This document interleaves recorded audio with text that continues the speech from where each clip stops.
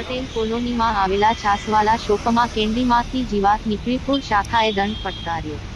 જામનગર શહેરના પટેલ કોલોની વિસ્તારમાં છાસવાલે નામની દુકાનમાંથી કેન્ડીમાંથી જીવાત નીકળતા મહાનગરપાલિકા ફૂડ શાખા દ્વારા કેન્ડીના નમૂના લઈ રૂ.10,000નો દંડ ફટકારવામાં આવ્યો।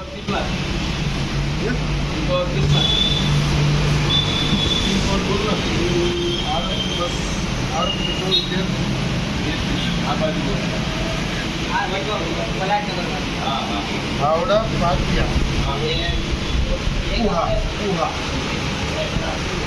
सिटी में जावे सिटी में जावे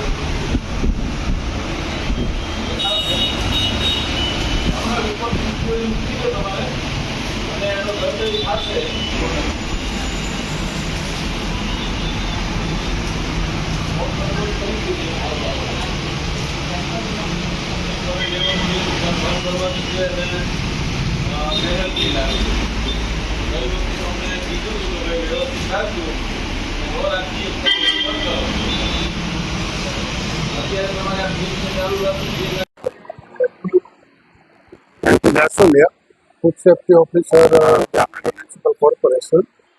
आज गई रातना अमने मैसेज मिला था ने फरियाद थी એટલે એ અનુસંધાને આજ છાસવાલામાં અમે તપાસ કરી તો એ લોકોની એક પ્રોડક્ટ આવે છે અલ્ફાન્સો મેંગો ડ્યુટ। તો એ પ્રોડક્ટમાં અંદરના ભાગે કંઈક જીવાત હતી એટલે એ મેન્યુફેક્ચરિંગ ડિફેક્ટ હતી।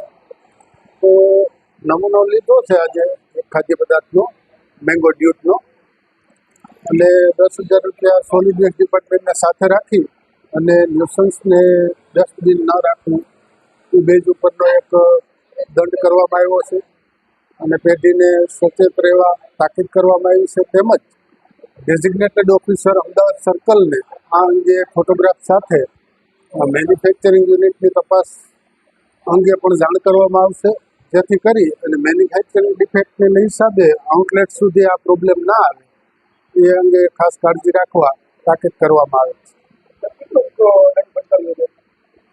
દંડ 10,000 રૂપિયા કર્યો છે। એમાં અંદરના ભાગે ડસ્ટબિનમાં કોઈ ઢાંકણ કે ક્લોઝર એવું ડિપાર્ટમેન્ટ હતું નહીં અને એસીનું પાણી છે બહારના રોડની સાઈડે ટપકે છે એટલે એ સોલિડ વેસ્ટ ડિપાર્ટમેન્ટના અધિકારીએ નક્કી કર્યું કે 10,000 રૂપિયા આપણે પેનલ્ટી કરીએ કીધું ઓકે એટલે 10,000 રૂપિયા પેનલ્ટી કરી છે અને એક ખાદ્ય પદાર્થનો નમૂનો લેવામાં આવ્યો છે અને આ કાર્યવાહી અત્યારે ઉનાળાની સિઝન ને ખાસ કરીને ઉનાળાની ગરમીના હિસાબે શહેરમાં અવિરત ચાલુ જ છે અમારી કામગીરી। શહેરમાં બીજી છાસવાડી બ્રાન્ચ સાથે કોઈ